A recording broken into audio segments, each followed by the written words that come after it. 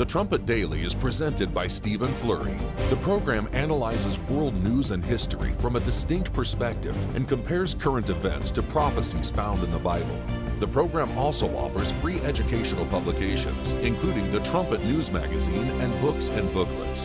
The Trumpet Daily is produced at the Philadelphia Church of God's home campus in Edmond, Oklahoma, and its sister campus in Edstone, England.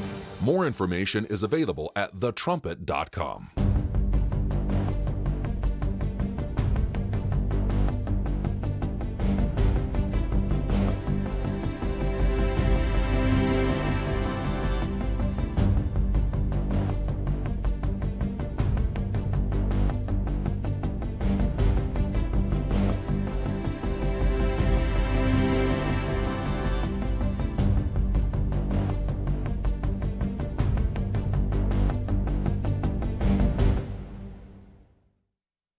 The Trumpet Daily program begins right now. Today's world news, what it means, where it's taking us. I bring you the one and only possible message of world peace. This is a message of hope, tremendous hope. And he said unto me, you must prophesy again. The Trumpet Daily program begins right now. Two administration officials have told MS Now that the speech will focus on voting machine security and alleged foreign efforts to influence U.S. elections. The text of the speech is not final, but Trump is expected to release a declassified intelligence documents on both of those subjects. We will once again note that extensive intel reviews under both the Trump and Biden administrations found no basis for claims that the 2020 election was stolen. We do know, though, that 4 years earlier, Russia certainly did meddle in the 2016 elections to Trump's benefit. There are a lot of Republicans who this is the last thing they want President Trump to talk about. This is ancient history. It's 6 years ago. It's not popular with the public. It reminds people of what happened on January 6th and the like. Yet Trump persists to do it anyway. It's ancient history. So there you go. 6 years, and you just have to move on. You just have to go forward. Notice, too, these people are shameless, by the way. He in the same sentence, we know 2020, it was perfect. And we know that 2016 was not. Because, well, the dear leader told us. And so here they are. They haven't even heard the speech yet. You would think as reporters, these are supposed to be news gatherers, right? And what about listening to the President of the United States first, seeing what he has to say, analyzing the speech? But no, their heads explode before he even gives the speech. They've been exposed as liars. When I heard all of these clips this morning, I just thought back over all of those hearings in Georgia, in Arizona, in Pennsylvania, in Michigan. Remember all the eyewitnesses that came up, and I forget how many affidavits were signed? They can go on and on, these people, these talking heads, about how that the courts didn't back President Trump. They didn't. But there's mountains of evidence of cheating, of wrongdoing, of middle-of-the-night ballot dumps. You know, you were there. 6 years ago is not 6 centuries ago. We showed you so much of that footage on this program. One of the few, by the way. And here you heard him say, administration officials are telling us this. What is wrong with these people? Even in the Trump administration, giving these leaks. This is what he's going to talk about. This is what we need to try to suppress. Those people, the ones on the inside, they lack the courage to stand against the dear leader, to go on the offensive. So what if it's 6 years ago? If there's evidence of an election steal, this is huge. Yeah, the 2020 was perfect, and we also know, say these shameless reporters, that 2016, well, Russia meddled in that one to help Donald Trump. You're listening to Stephen Flurry, and this is the Trumpet Daily. I have to catch my breath. We appreciate you joining us on today's show. You can get to the live video stream of this program at the website, thetrumpet.com, or at the Rumble channel or the YouTube channel. Lots to get to on today's show. Today being also the 37-year anniversary of Malachi's message, when God started pouring revelation back into the church. There had been quite the dry spell following Mr. Armstrong's death. And you can read about the rain pouring down again there at the end of James chapter 5. We'll go through some of those verses toward the end of the show. Look at how easily those statements can be challenged with mountains of evidence. Yeah, the Russia hoax in the same sentence. 2020 was perfect. Yes, Joe Biden is the most popular president in the history of America. Got it. And Trump wouldn't have won in 2016 were it not for his friend Vlad. That's right. And we know this. Here are the news gatherers looking you in the eye and saying, just believe what I say. Just believe it. I think it was Steve Bannon earlier today. The whole premise for these platforms, for MS Now, it's Trump derangement syndrome. Everything flows through that vision, those spectacles. That's how they see everything. And so if Trump wins, well, naturally, it was stolen.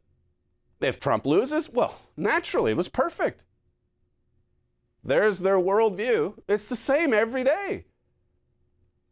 You get the same meltdowns flowing from the same spirit. It makes you think of John 8 and verse 44. And the father of lies and the father of murder. The Russia hoax, spying on President Trump and his team, harassing him with fake impeachment hearings, setting up a fake insurrection, all of the lawfare, actual assassination attempts, 4 that we know of. The one in Butler, the one at the golf course, the one recently at the UFC event. The FBI told us about that just a couple days before it was supposed to happen. And then you had the correspondence dinner and gunshots fired off in the lobby. The guy actually, he got a reservation at the very hotel that was hosting the event that had not just Donald Trump there, but all of his staff, so many of them. That's what these talking heads are inciting. And they put on a nice suit, don't they? And they sound so balanced and fair, speaking in measured tones until their head blows up or explodes. But that's the current that we're having to swim against. A world filled with lies. I'll get to the latest article. Last week it was the end of reading. It's here. This week we've got an article, the end of history. It's here. How dangerous are these times when you have total ignorance when it comes to lessons of history? To just take one example, Hosea 4 says God's people are destroyed for a lack of knowledge. The technology is getting more sophisticated and we're becoming dumber. How does this happen? It's exactly the way God said it would be. And people ought to wake up. 6 years goes by like the snap of a finger. And yet here are the talking heads speaking of it as if it's ancient history. They are ignorant of history. And it's not like it's just one political party. I'll give you the clips from Macron and Germany's rearmament. That too reveals some ignorance when it comes to history. Ignorance on both sides of the aisles. Ignorance in Europe. How could it happen again? How could a military machine be constructed in the heart of Germany again? And now Germany has the empire. Germany has the 10 kings. It doesn't need to march through Czechoslovakia or Poland or France. They're already in the camp. And you've got Macron out there saying, yeah, we need a machine. And of course, Germany is the natural leader. Everyone knows this. But what happened 70, 80 years ago? What happened a little over 100 years ago? Well, that's ancient history. That's ancient. Everything is so much better today.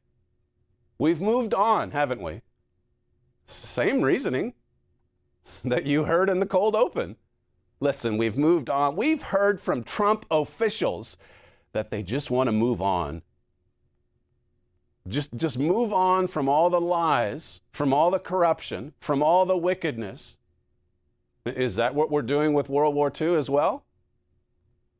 The worst ever war on this planet. Some 60 million casualties. And so we can't even pause and say, I don't know about, okay, it's one thing to be in control of NATO and say to the partners, pay your fair share. It's another thing to say, hey, pay your fair share, pay more, and by the way, we'll see you later. You're on your own. That's what's happening. And people can't see it. Why? Well, because we're living in the age of the end of history. The post-truth era is here. We're living in it. Listen to one more from MS Now, clip 9. You have covered many, many presidential addresses to the nation over the years. Can you put into context for us how unusual this one sounds like it's going to be? It does sound like it's going to be unusual. Oval Office addresses to the nation traditionally are on matters of great national import that are not political. They don't usually have a political sheen, right? They're times of war. They're major disasters. There's large challenges to the nation when we have, some overarching concern that have people at home worried, and a president is trying to find ways of addressing their concerns. They don't usually concern things that are so overtly political and particularly overtly partisan. That's in fact one of the reasons why the networks didn't take President Biden's speech in September 2022, which was meant to be an Oval Office address. Sorry, not Oval Office. It was in Philadelphia, but a nighttime, primetime speech to the nation. That the networks decided not to take it live because they felt it was too political. That's the choice they have tonight. Do they take something that seems to be about advancing the president's political interest and the narrative that he has been trying to sell people on about the credibility of elections, meaning particularly elections he loses? Translation, blot out the speech tonight. The networks shouldn't even show it. We've been here before. What did he say after the fake insurrection? I had no voice, said President Trump. They don't want him to even speak. They don't want him to have a platform. They don't want to listen to the speech. And here, this guy, I think he writes for the New York Times, talking as if this president is the only one in history to give a political speech. Seriously? You go back to the hoax. What about the Russia hoax? The Russian meddling? Obama and Brennan and them hurrying along with this special assessment showing that, well, it turns out Vladimir, he did meddle. He did help Trump. That was all a hoax. Do you think that was politically motivated? Once, when Obama says before the 2016 election, there's no possible way you could rig an election in the United States. It's too decentralized. It can't happen.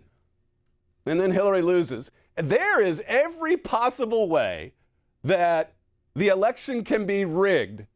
That's what Obama said just a month or two later. Do you think politics factored into that? Or any of the spying?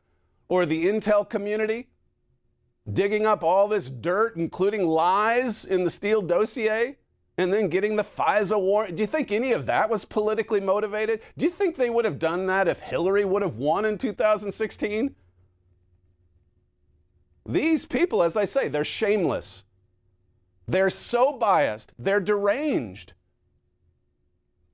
They really are delusional. And it's delusional thinking like this plays on the airwaves every day that motivates murderers, assassins. How could you look at any of this and not conclude that we are headed for civil war?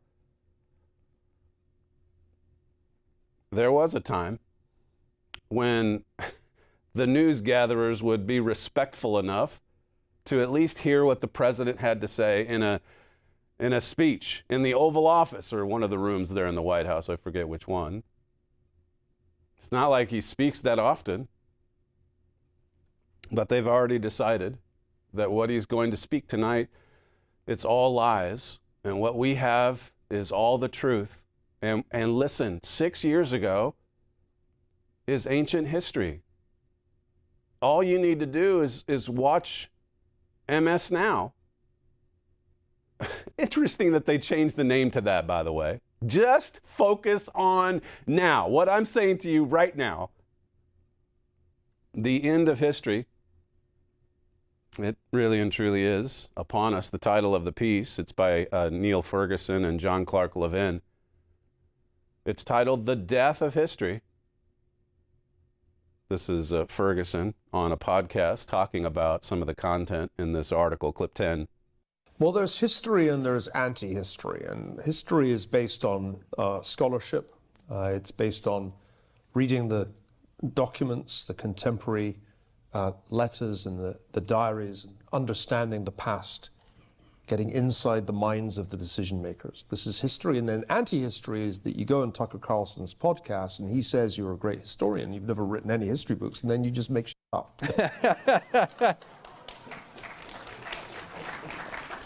And so when a figure like Darryl Cooper is presented as a serious historian, I'm at this point convinced that podcasts must be the work of the devil. I've long had this suspicion. I know this is a podcast, but let me just point out that podcasts are probably the work of the devil, and books are the work of God, and history is in books. It's only from books that you can learn history, because only in books are there footnotes, and only in the footnotes are there the references that you can check to make sure that it wasn't made up.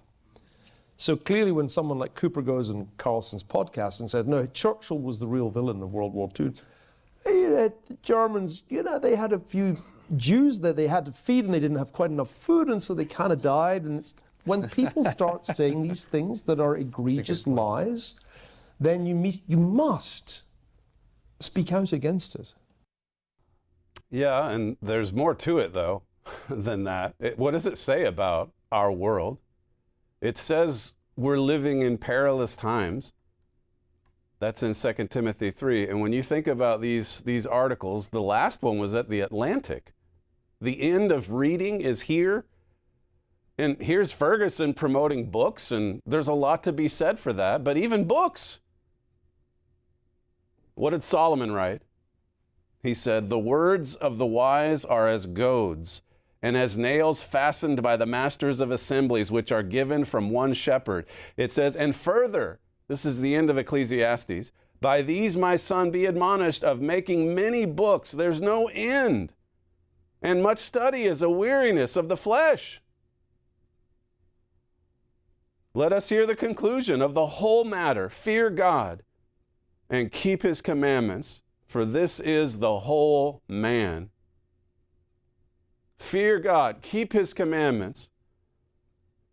There's a lot to be said for reading books, but you need to read the right ones, and you need to read what's based on the Holy Bible. That's the foundation of all knowledge.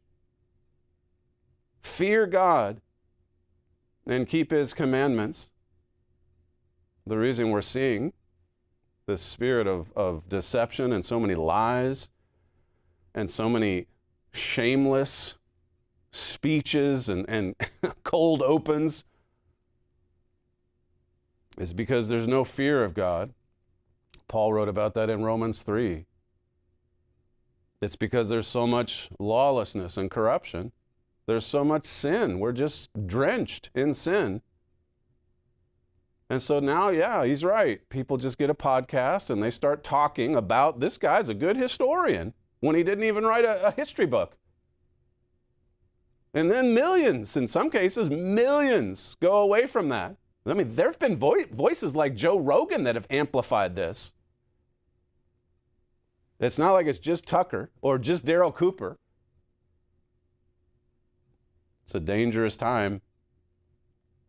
This article on the death of history, it says, as the algorithmic age takes Holocaust denial mainstream, historians must admit a bitter defeat.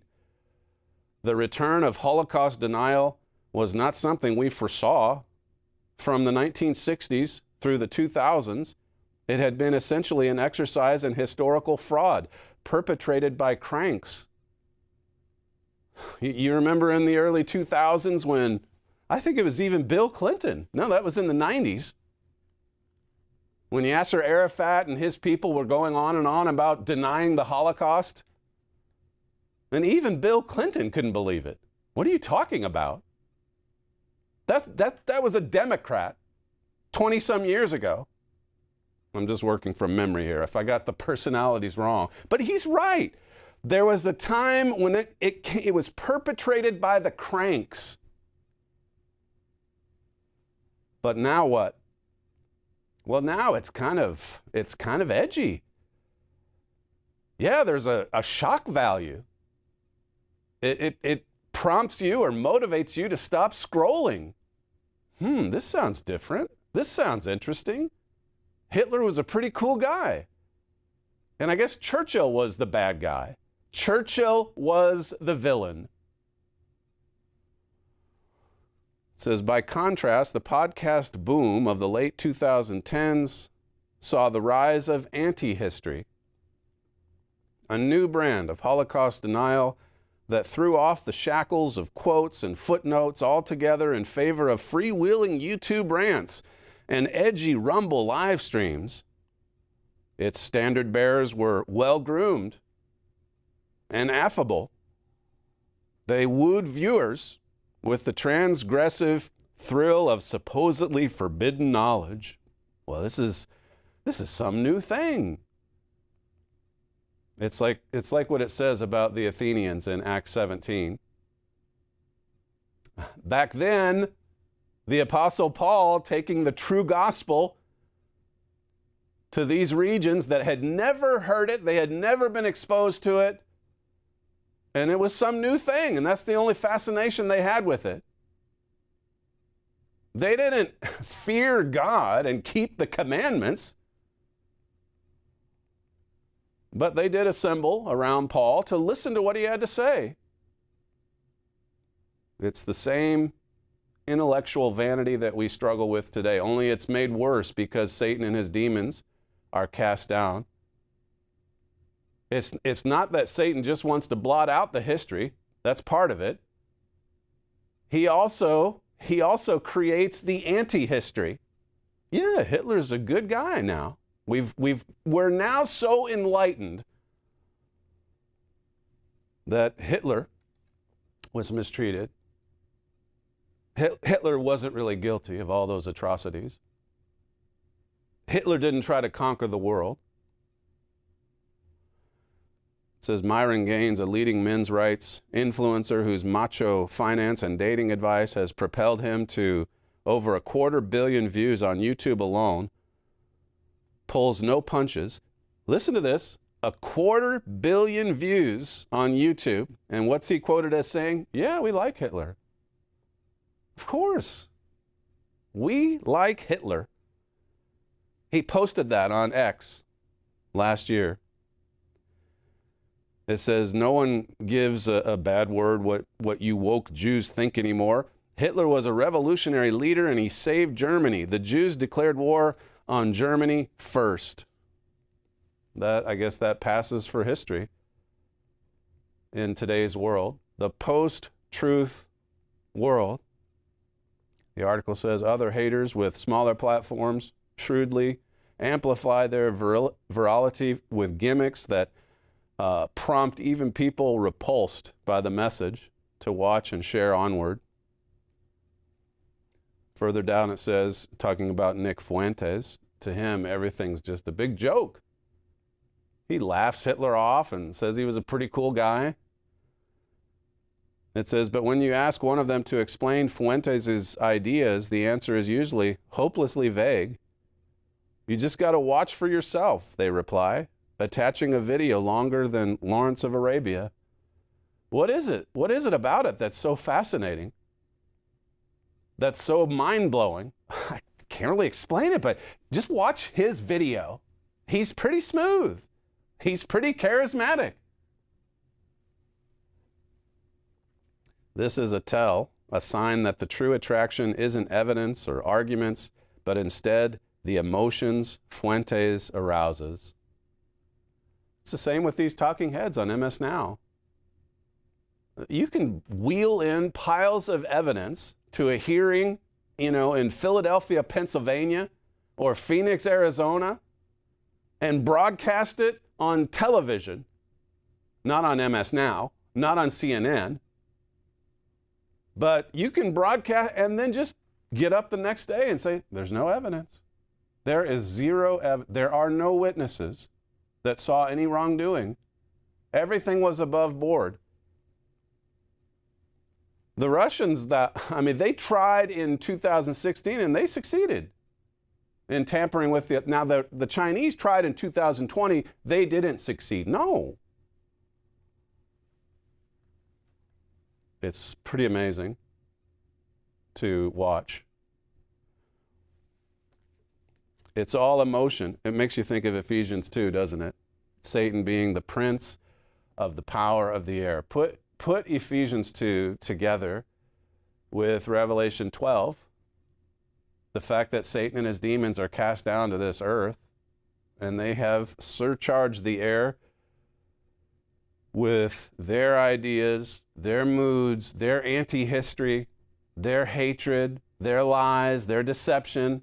You can throw John 8:44 into the mix as well. Satan's the father of it. Satan is the god of this world. 2 Corinthians 4 and verse 4. You see why the scholars, even the conservative ones like Neil Ferguson, you see why they need this foundational book that is the Holy Bible? Because they could turn the Bible open to 2 Corinthians and find out, wow, well, that actually explains a lot. You mean Satan is this world's god? You mean Satan, the devil, is the prince of the power of the air in this world? You mean Satan is behind the spirit of murder, the spirit of assassination? If you'd open the inspired text, and if you had a humble, teachable attitude, those talking heads should be saying, wow, the spirit behind what I've been reporting, I better do some deep soul searching, some deep repenting, because I want to make sure I'm spreading truth, not lies that might motivate some deranged lunatic to go get his rifle and to try to shoot Donald Trump in the head. It happened 2 years ago. We covered that the other day on the show. So much of these so-called influencers, they put out their messages to shock people. But their message, it says in that podcast or that clip I gave to you from Ferguson, that we need to fight back. We need to fight against this. But these shock influencers making these shockingly immoral claims, and it's getting a lot of attention. It's getting more attention. They're becoming more popular, especially among young people. with most people just mindlessly scrolling away on their phone or on their device, you've got to say something that shocks them so that they'll pause. Just here, I'll send you the video. Just listen to Nick Fuentes. He's brilliant. He's got a large following. The end of history. It ties right in with these statements Macron made the other day, because they don't even have to hide it now, because the Trump administration is encouraging the formation of a European empire. So what once had to be planned and prepared behind closed doors, that's so ancient history, the 1930s. We're in a new time. Just rev up these factories, start building the weaponry, start building the American-made weaponry, and we've got our empire. We need it too, because of Putin and, orange Hitlers on the other side. Europe hates America. That's the truth. Here again, dress up, go through the charade, dress up in a nice suit, come together for an hour-long summit, then go out with your pre-prepared speech, talk about how everyone loves each other, talk about how wonderful and peaceful it all is. The end of history is here. This is Macron from a couple days ago, clip 1.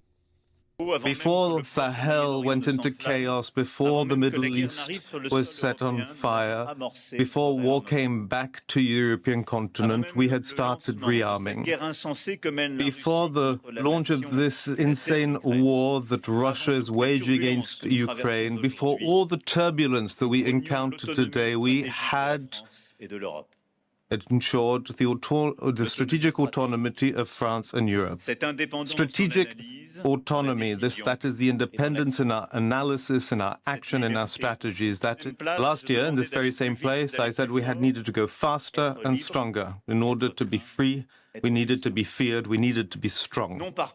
Not out of pleasure, but out of necessity. We're not doing this because we want to, but because that is our duty, as Mark Bloch stated.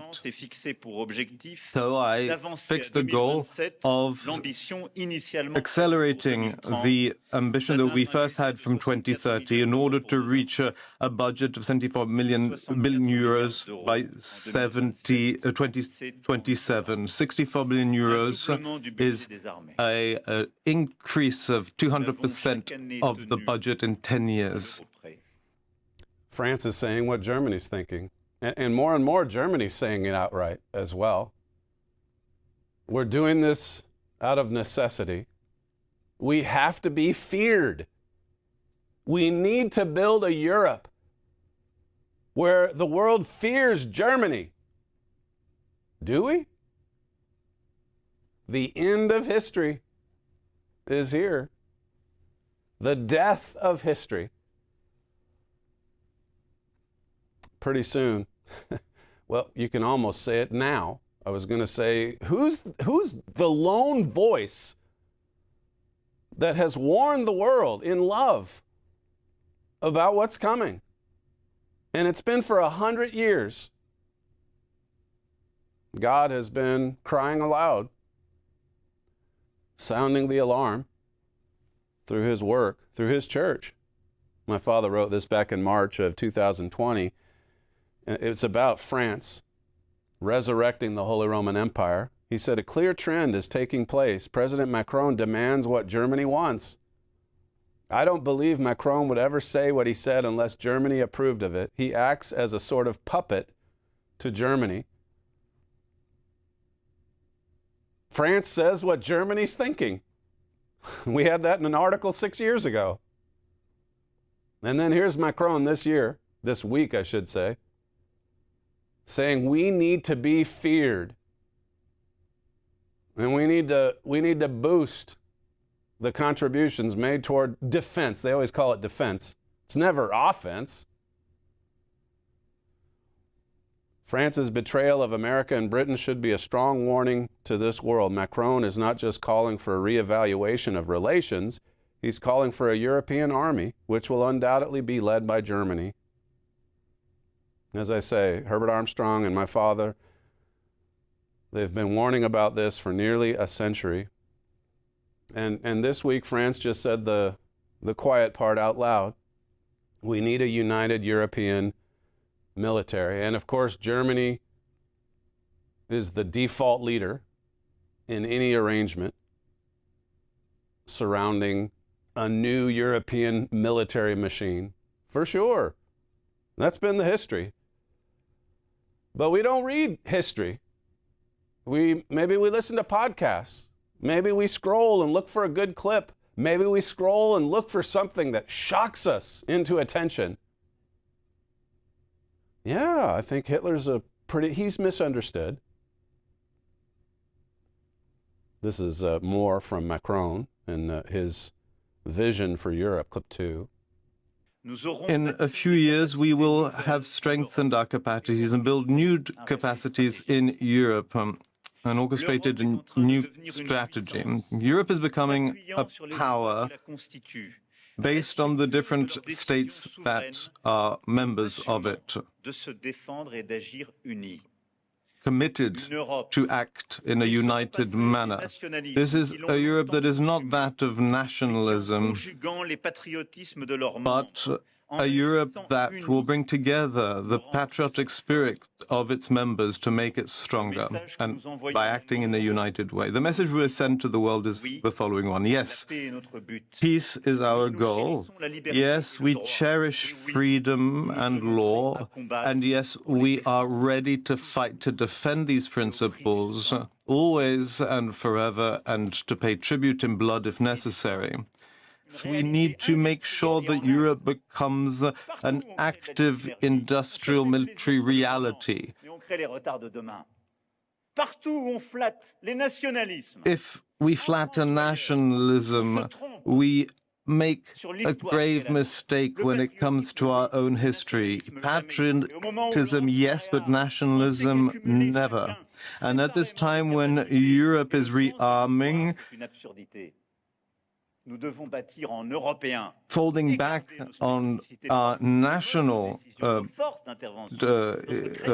challenges and our national prerogatives would be a mistake. We need to work together. And we must learn from history. We also have to recognize that when it comes to drones, interceptors, and munitions, we do not produce fast enough. We do not produce at the right volume. And we need to adapt for our own needs. Is anyone listening? Those that are, as I say, they want this. They're encouraging this. Here's Macron speaking for Europe, speaking for Germany. They don't need to do it quietly this time. They can do it right out in the open. There was a time when they were kept in check because of America's presence, because of America's strength, because of America's pride and its power. But now, this is a different time. What happened in the 1940s is ancient history. What happened 6 years ago? Ancient history. The end of history is here. It's here. One more from Macron, clip 3. Today, it is not just the stock of armaments, but the flow thereof that defines the strategic situation in Europe. We need capacity to produce enough armaments to be able to discourage our adversaries. Ukraine gives us a spectacular lesson in that regard. But let us be clear-sighted. We have taken many initiatives. We have reinvested as we've never done before. We've relaunched a wartime economy 4 years ago. But is that enough? No, it is not. Faced with international competition, faced with acceleration in all the different fields at play, faced with new adversaries, we need to continue to invest in European public funds, in French funds as well as private funds. We need to innovate. Our military industry needs to be able to take more risks. They need to be able to take more risks and to produce faster as well. They need to mobilize European programs and funds. And they need to do everything in order to build European standards and a true European preference. We are going to be a global power, and we want to remove the restraints of bureaucracy and make sure that we're innovative and make sure that we hit the accelerator. This is a wartime economy. He says to the world, we're living in wartime. And so we've got to adjust. We've got to adapt. It's a new time. What happened previously, look at what happened to France in World War II. You would think if anyone would question German motivations, it would be France, but not this time. It's not just Nick Fuentes with his podcast in America. That thinking is all over the place. Anti-history. The end of history. We wrote an article last year. Does Donald Trump know the way to peace? Or I refer to it, I guess it's an article I wrote. But I refer to that saying, my father described how human leaders can become possessed by evil spirits, even Satan in extreme cases. He wrote that certain leaders of great powers in history no longer had the minds of human beings. They had the hearts of wild, raving beasts. That's why these empires are called beasts. That's how God labels them in Scripture. He calls the great false church in Revelation 17 a whore, a prostitute. God's... One thing about it, Dinesh even brought this out. When God speaks, he's not writing a book and then having all the citations in the back, and you've got the bibliography and you've got all the footnotes and everything out, because he speaks with authority. And man has rejected that for 6,000 years. Man, it's not just that. Man's been cut off from that truth, from God's reporting. And we've been going it alone. And we've got all these wild beasts surrounding us. And yet, people like the Daniel 8 man know they can just come in and flatter their way to the top. Just say the right words. Or if you say something that's shocking, just make it kind of edgy. Dress it up a little bit. Revise the history. Put in a little anti-history. These dreadful beasts conquer and enslave entire nations, my father wrote. This is what happens when you put your faith and trust in the human heart. This is what happens when you put your faith and your trust in flattery, in lies, in deception. Look at how Ezekiel 23 refers to us being betrayed by our lovers. We think they love us. Be ready for the double cross. There's at least one commentator at CNN that is looking at what's happening with NATO and Europe and the United States and is sounding somewhat of an alarm. Listen to this from CNN, clip 5. Even people who dislike Donald Trump tend to give him credit for one thing: getting NATO to pay its fair share.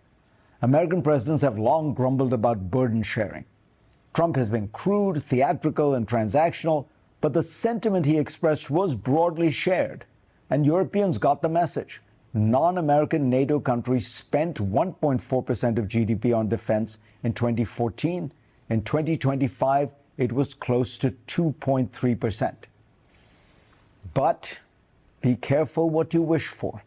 As Europe's spending increases, the continent will become less dependent on America and therefore less deferential to it. For more than 75 years, America's dominance within NATO has given Washington enormous advantages. The U.S. has over 30 military bases across Europe, and these have allowed it to project power not just in Europe, but in Africa, the Middle East, and Asia. U.S. operations in the Middle East, including the wars in Iraq and Afghanistan, and more recently with Iran, have depended heavily on access, basing, and overflight rights in Europe. Often, NATO countries have allowed the U.S. to use its facilities even when they disagreed with the war being waged. But as Europeans see that America is unreliable or even hostile, they will feel less need to accommodate Washington. The U.S. has assumed that its allies will always line up behind its broader strategy, including its economic campaigns. But as Celeste Wallander writes in Foreign Affairs, Europe already has its own interests and tools. Don't you hate it when CNN gets it right? It happens every once in a while, I guess.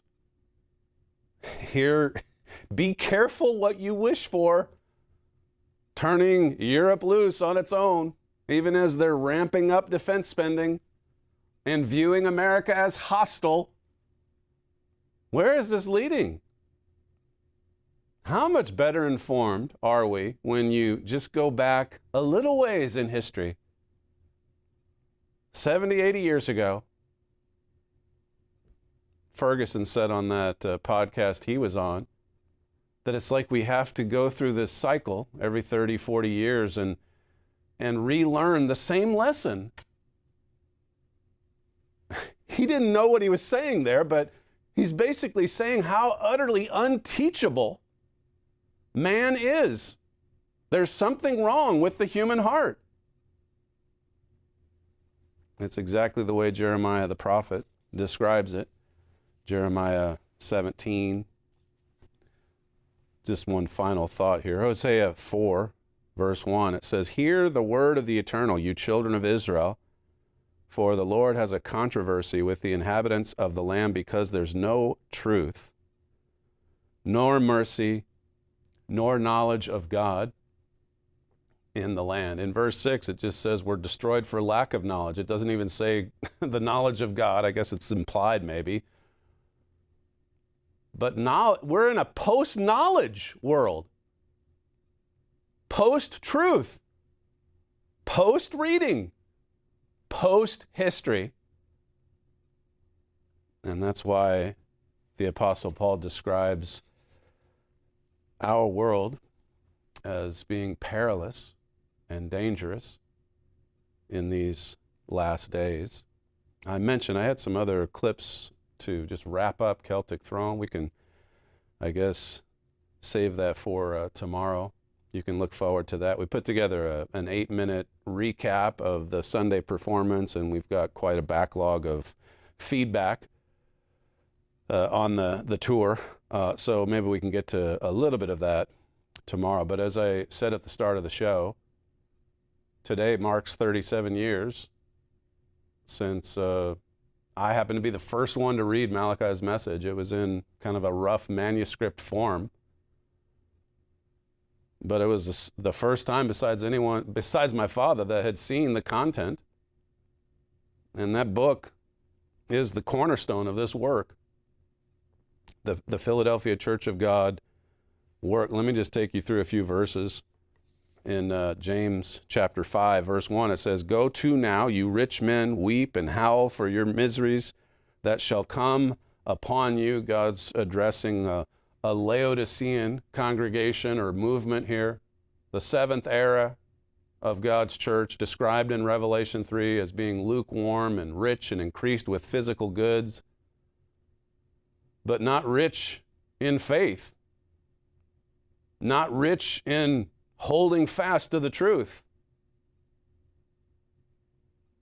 Verse 5, it says, "You have lived in pleasure on the earth and been wanton. You have nourished your hearts as in the day of slaughter.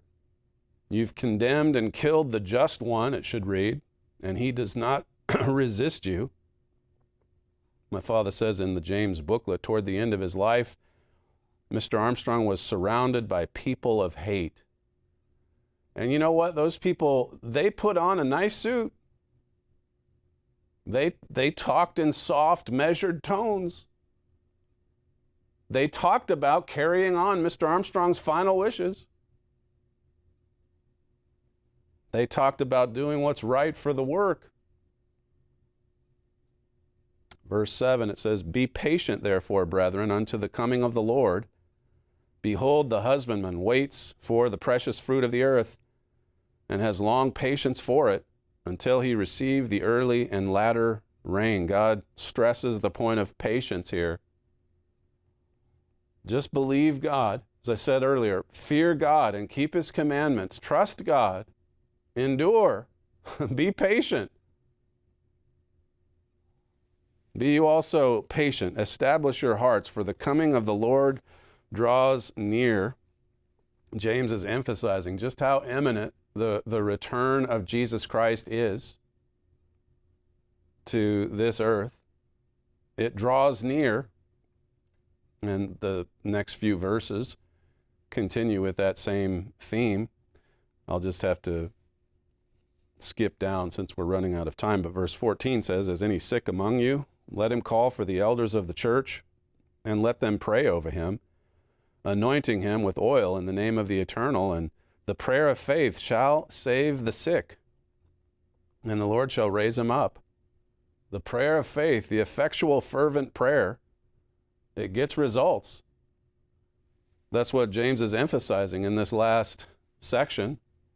My father writes, "There's a reason why God includes the specific doctrine of healing here. This is where the Laodiceans officially turned away from God. To repent, they must get back to the beginning of their rebellion. Otherwise, God can't heal them. We've got to turn from our wicked ways. Otherwise, there's not going to be any healing." It's not enough just to counter what some podcaster is out there lying about. It's much broader than that. The sin, the wickedness. Verse 16, it says, "Confess your faults one to another and pray for one another, that you may be healed. The effectual, fervent prayer of a righteous man avails much." It really does accomplish so much. If it's effectual, if it's fervent. "Pray without ceasing," Paul wrote. And then it says in verse 17, "Elijah was a man subject to like passions, as we are, and he prayed earnestly that it might not rain. And it rained not on the earth by the space of 3 years and 6 months." And again, I'll leave it to you to go through the James booklet, drawing a distinction between the Elijah of old and the end-time Elijah, who was a man of prayer, by the way. We have a program on that lined up for this weekend. The prayer pilgrimage. Mr. Armstrong made those often. Verse 18, it says, "And he prayed again, and the heaven gave rain, and the earth brought forth her fruit." So God said he would send rain after 3.5 years. And in the spiritual sense, that's what happened on July 16th, 1989.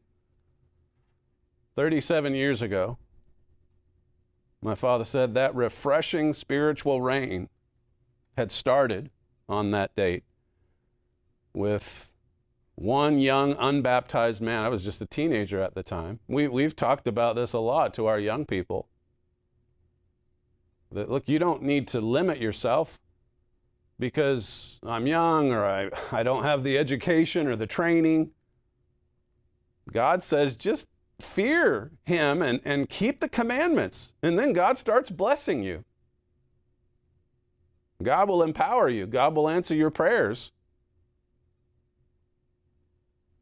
My father said in a message some years ago, "I think our teachers really ought to read Malachi's message.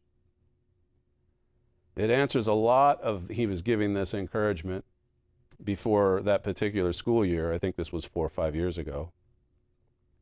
It answers a lot of basic questions that we need to answer. And this book gives us answers. everything about what was happening in the Laodicean era. It's explained in this book. People could find their way out of all that Laodicean deception, the lies, the hatred, by studying, by reading this book, by the way, reading and studying,